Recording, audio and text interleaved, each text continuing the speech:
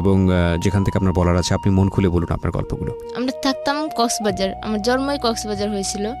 যখন 4 বছর বয়স, আমার আব্বু আম্মু সবাই আর কি আমাদের স্থানীয় এলাকায় আসবে খুলনায় আসার সিদ্ধান্ত নেওয়ার পর, যেহেতু আসলো খুলনায় চলে আসে তারা সবাই।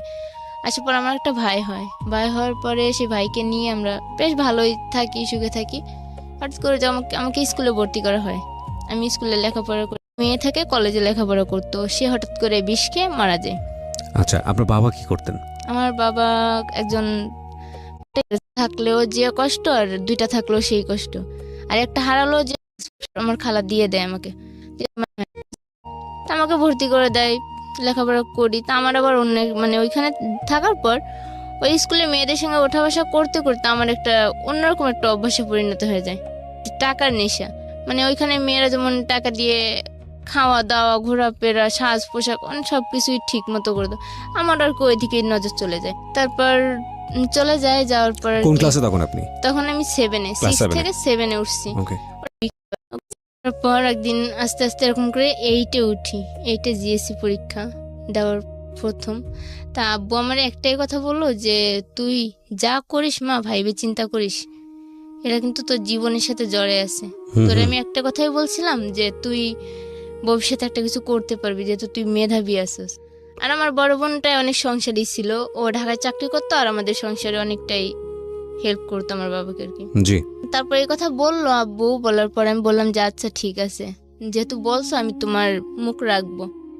পরীক্ষা আসলো, পরীক্ষা আসার পর পরীক্ষা দিলাম, বেশ ভালোই রেজাল্ট বেরোলো। তা আব্বুও খুশি হইলো, আব্বু মার কাছে বলে পরে মা বলতেছে যে ঠিক আছে এবার থেকে ওর প্রতি একটু খেয়াল রাখতে হবে, ভালোভাবে লেখাপড়ার জন্য কোনো ঘামতি না দেয়। আমি 9-এ উঠি, 9-এ প্রথম পরীক্ষা দেই, দেওয়ার পর দ্বিতীয় সময় পরীক্ষা দিব, পুরো কমপ্লিট তৈরি আমি যে পরীক্ষা দেওয়ার জন্য। রাত্রে হঠাৎ করে ফোন আসে যে আমার আপু অনেক অসুস্থ, আমাকে এই যাইতে হবে ঢাকায়। কিন্তু এটা যে আমার জন্য বলছি। হ্যাঁ। তারপর ফুফাতো বোনের সাথে আর আমার বোনের দিন আর কি ওখানে যাওয়ার পরের দিন অনুষ্ঠান আর কি, বউ ভাতের অনুষ্ঠানে দেবর আসে। আসার পর ওই দিনই আমাকে দেখছে, দেখার পর আমার ছবি তুলে নিয়ে গেছে, আর আমার থেকে আমার ফোন নাম্বার নিয়ে গেছে। যেহেতু বলছে ভাবির ভাইয়ের বউ, তাহলে তো আমারও বিয়ান হয়, তাহলে আমি ফোন নাম্বার নিয়ে যোগাযোগ অবশ্যই করতে পারি। তো আমার সাথে ফোন নাম্বার নিয়ে গেছে। আর ওই দিনকে সুজন ভাই বলে, তা সুজন ভাই শালি আবার ওই দিন বেড়াতে আসছে, দেখো তো ওই মেয়েটাকে চিনো? আমি বললাম না দাদা ভাই আমি তো চিনি না, আজকেই দেখলাম প্রথম। পরে বলতেছে মেয়েটার বিষয়ে খোঁজ নাও তো, দেখো তো কে। তা আমি আবার আমার শাশুড়িকে বললাম, ঘরে যে বললাম, আমার শাশুড়ি সবাই আসে রাত্রে। আসার পর রাত্রে সবাই মানে ছেলের বাড়ির তো পরদিন বউ ভাত, মানে সবাই যাদের কাজ নিয়ে ব্যস্ত। তা আমি আবার ওই দিন হঠাৎ করে গোসলখানার থেকে হাত মুখ দিয়ে আসতে গেলে মাথা ঘুরে পড়ে যায়, কলপাড়েই পড়ে যায়।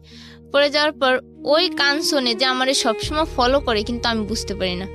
পড়ে যাওয়ার পর ওই আমাকে কোলে করে ঘরে নিয়ে আসে, আয়না আমাকে আমার রুমের শুয়ে দিয়ে আমার স্বামীকে ডাক দিলে পরে বলতেছে দেখেন ভাবি তো এখানে কলপাড়ে পড়ে গেছিল, আমি ধরে নিয়ে আসছি। তখন মানে আমার স্বামী এনজয় করবো বা আপনি আমার সঙ্গে এনজয় করবেন, আমি দেখেন আমার এনজয় করার মতো মানুষ আছে, আমার স্বামী আমি অন্য একজনের স্ত্রী। ও কি করে, আমার যখন বাপের বাড়ি যায় তখন আমাদের বাড়িতে ঘন ঘন আসে আমাকে হাত ধরে টানে, আমাকে জড়িয়ে ধরে, মানে নেগেটিভ সাইডের থেকে মানে অন্যরকম নিয়ে যেতেছে যে কি করতেছে। আমি বারবার মনে করি দেখেন আপনি যে বুঝতেছেন সবকিছু দেখতেছেন, আমি অন্য একজনের স্ত্রী, আর এখানে আপনার ভাবি আছে, আপনার সংসারে আমার ননদ আছে, আর আপনার ননদের ভাইয়ের ঘরে আমি আছি, আমরা কিন্তু দুটো পরিবার এক। কিন্তু এমন কোনো কাজ করবেন না যাতে দুটো পরিবারের সম্পর্ক ছিন্ন হয়। কিন্তু উনি আমাকে অন্যটা বোঝাতেন, কয় কিচ্ছু হবে না, আপনার সাথে শুধু আমি এনজয় করবো বা আপনি আমার সঙ্গে এনজয় করবেন। আমাকে দেখেন আমার এনজয় করার মতো মানুষ আছে, আমার স্বামী যথেষ্ট আমার জন্য, আর আমিও তার জন্য যথেষ্ট। কিন্তু এরকম করে 2-4 দিন যখন বোঝায়, সে আমাকে হুমকি দেয় যে আমার স্বামীকে বললে আমাকে সরাই দেবে, ওই ফ্যামিলিতে আমাকে আর রাখবে না। হুমকি দেওয়ার পরে আমি আমার স্বামীকেও বলতে পারি না এই বিষয়টা, কারোর কাছে আমি শেয়ার করতে পারি না, যে কার কাছে শেয়ার করব যদি কেউ কখনো সন্দেহের তালিকায় নিয়ে যায়। কিন্তু আমাকে আনতে যার পর মেয়েকে নিয়ে আমরা বাড়িতে আসি, তখন মেয়ের বয়স 2 মাস হয়তো। মেয়ে নিয়ে আমার বাড়িতে আসি, আসার পর হাত ধরে টান দিয়ে খাটের উপর বসে আমার আর কি। বলতেছি যে কাঞ্চন ভাই ছাড়েন, এটা কিন্তু ঠিক না।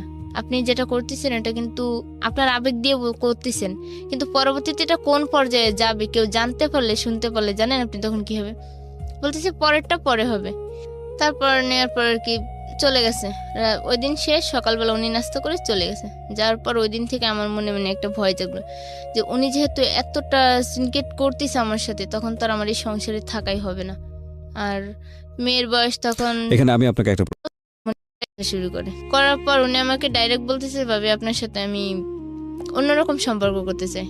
বললাম যে কি সম্পর্ক করতে চান আপনি? এত কিছুর পরও আপনি জানেন না যে আপনার আর আমার সম্পর্ক নিয়ে দুটো জীবন, আপনার ভাইয়ের জীবন আর আমার ননদের জীবন, আবার এদিকে আমার সন্তান, আমার স্বামী, শ্বশুর শাশুড়ি, সবকিছু কিন্তু ভেঙে যাবে সংসারটাই। পরে বলতেছে যে না, কিচ্ছু হবে না, কেউ বুঝতেও পাবে না। পরে আমি সবটাই না স্বীকার করে ও চলে আসি। আসার পর আমি তাকে একবারই বলে দিছি, দেখেন আপনি যদি নেক্সট টাইম এরকম কিছু করার চেষ্টা করেন তাহলে আমি সবাইকে বলে দেবো এটা অনেক পরে গিয়ে বলছেন, আপনার আরো আগে বলা উচিত। যে কি হালে আছে বা তারা কিভাবে চলে। তাদের তো আর বড় ছেলে নেই, বড় 3 হবে। থাকার পর আমি আস্তে আস্তে মানে আমাকে যখন মারধর অনেক শুরু করলো, আমি আর কি আমার আব্বুরে ফোন দিয়ে বললাম, যাবো ওর খাওয়া শিখছে, তোমরা ওকে মানুষ করো, আমি ঢাকা গিয়ে না হয় চাকরি বলে ভিতরে গেছে। রাত্রে থাকছি, সকালবেলা আমাকে বলে কিনা যায় ফিলেট বাটিগুলো ধুইতে, যে তুই আফার ঘরে যাবি, যাই আর ফিলেট বাটিগুলো ধুয়ে নিয়ে আসবি। তাই আমি বলতেছি আবার কোন ধরনের কথা, আমি কেন তার ফিলেট বাটি ধুইতে যাবো? আমি আসছি চাকরি করার জন্য, আমি তো আর কারোর ঘরে ফিলেট বাটি ধোয়ার জন্য আসিনি ঢাকায়। তাও আমি ওই সারা দিনটা ওইখানে যেমনি বলছে যে ফিলেট বাটি ধো, খাবার নিয়ে আয়, পানি নিয়ে আয়, আমি আনছি। কই দিয়ে তোমার চাকরি করতে হইব, একদিন তোর করলে সমস্যা নেই, একদিন হয় কাজ করলাম, তাতে কি হয়েছে? কাজ করি, পরের দিন আমাকে দিয়ে আনতে গেছি। পানি আনতে গেলে ওই ম্যাচটা থাকে যে পোলা, সেখানে একটা পোলা আর কি আমার হাত ধরছে, বলতেছে দেখি তোমার জগটা, বলে আমার হাতটা ধরছে। ধরার পর আমি বুঝতে পারি যে তাহলে তো এই তো আরেক ঝামেলা, এ তো আরেক কাঞ্চন। হ্যাঁ এ তো আরেক কাঞ্চন। পরদিন দেখি যে আমার ফুফাতো বোনও ওই অবস্থার মানুষ, তার রুমেও ছেলেরাও আসা যাওয়া করে। ওকে ওকে। ছেলেরা আসা যাওয়া করতেছে, ফুফাতো বোনের গায়ে ওড়না থাকে না ঠিক মতো, জামা তো ও বলতেছে যে কি করব, মায়ের কাছে থাকতে গেলে তো মায়ের সব কথাই শোনা লাগে, চলা লাগে, যেহেতু মায়ের উপরে খাইতাছি চলতাছি।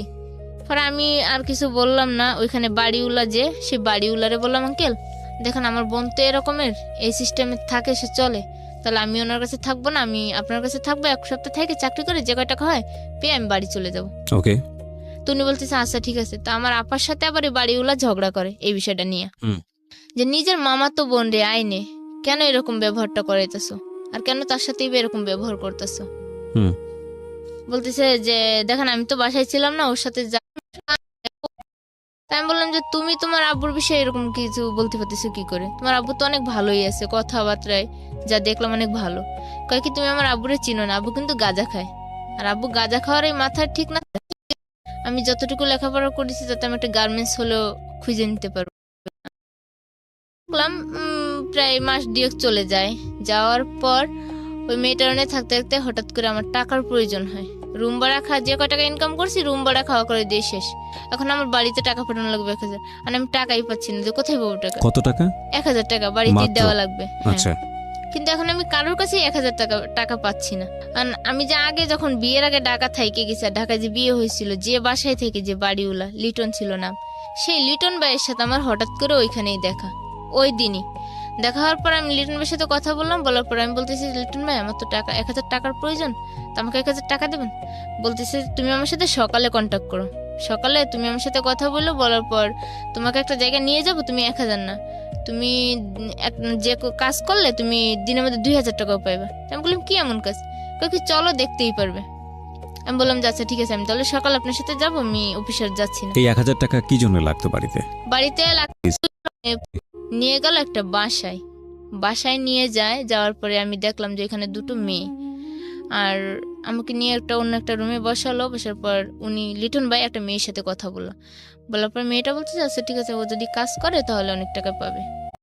ওইখানে ছেলেরা আসতেছে, মেয়েরা ঢুকতেছে, রুম থেকে বেরোচ্ছে, এই অবস্থা। আপনি তো বুঝেই গেলেন যে আসলে কেন এখানে এনেছে? আমি যখন বুঝেছি তা আমি আপুরে, মেয়েটার নাম ছিল যে ছিল ওদেরকে মানে মেইন ম্যানেজারের মতো আর কি, যে টাকা পয়সা নেয় হিসাব করে, তার নাম ছিল মুক্তা। তাই আমি বলতেছি আপু আমি এখানে থাকবো না, আমি বাসায় চলতেছি।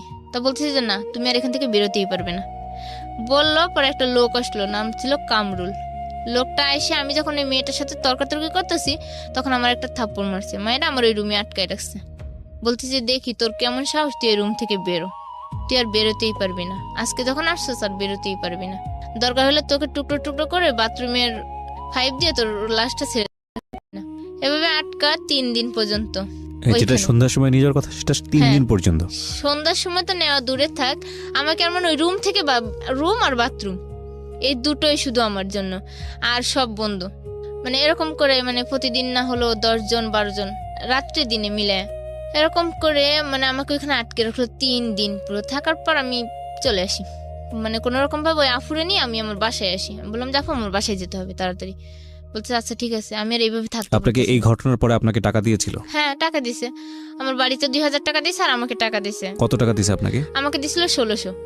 3 দিন পরে? হ্যাঁ, 3 দিন পর আমার বাড়িতে 2000 তার মানে আর আমাকে আপনাকে 1600। বাধ্য করে ওরা পয়সা কামিয়েছে? হ্যাঁ, ওরা একটা কাজের জন্য নিত 300, আমাকে দিত 150, ওরা নিত 150। আচ্ছা। তারপর আমি ওই 3 দিন পরে আমার মনের মধ্যে একটা ঘৃণা জন্ম নিল আর জিদ স্থানে ফিরে আসি, আগের স্থানে। এসে 3-4 দিন থাকি,